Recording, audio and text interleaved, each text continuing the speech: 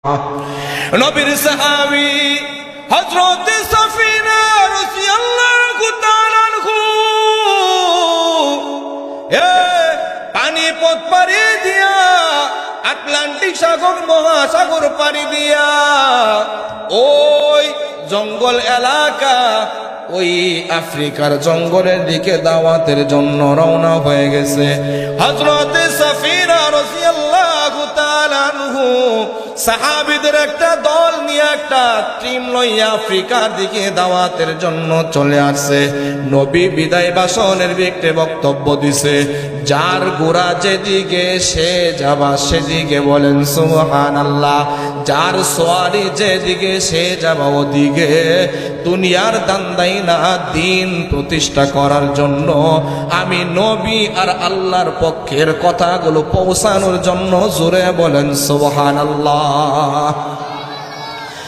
হযরত সাফিনা রাদিয়াল্লাহু তাআলা আনহুর নেতৃত্বে সাহাবায়ে কেরাম চলতেছে পাহাড় পর্বত পাড়ি দিয়া। হযরত সাফিনা রাদিয়াল্লাহু তাআলা আনহু এবার যখন জঙ্গলে আফ্রিকার জঙ্গলের কাছে আসতেছে, সন্ধ্যা ঘনিয়ে আসতেছে, রাত্র হয়ে যাইতেছে। হযরত সাফিনা রাদিয়াল্লাহু তাআলা আনহুকে অন্যান্য সাহাবায়ে কেরাম ডাক দিয়ে কয়, ওগো সাফিনা, না না না, আমাদেরকে নিয়ে এই জঙ্গলের ভিতরে ঢুকবেন না। এই জঙ্গলের ভিতরে হিংস্র প্রাণী আছে, বাঘ আছে, ভাল্লুক আছে, পোকামাকড় আছে, আমাদের উপর আক্রমণ করবে। হযরত সাফিনা রাদিয়াল্লাহু তাআলা আনহু ডাক দিয়ে কয়, শোনো, তোমরা কি আমাকে আমির হিসেবে মানোনি? বলে, হ্যাঁ হ্যাঁ, আপনাকে আমির হিসেবে মানি। আমি যেদিকে যাব তোমরা ওদিকে যাবা নাকি উল্টা পাল্টা করবা? সাহাবায়ে কেরাম ডাক দিয়ে কয়, ওগো সাফিনা রাদিয়াল্লাহু তাআলা আনহু, আমরা আপনাকে ফলো করে করে আপনার সাথে যাব, কোনো কথা বলবো না।